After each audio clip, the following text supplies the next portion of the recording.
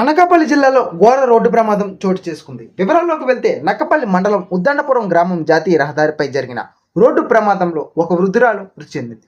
Road దాటుతున్న సమయంలో బెంగళూరు నుంచి విశాఖ వైపు వెళ్తున్న ప్రైవేట్ ట్రావెల్స్ బస్ ఆమెను ఢీకొట్టింది. ఈ ప్రమాదంలో వృద్ధురాలు ఘటనా స్థలంలోనే ప్రాణాలు విడిచింది.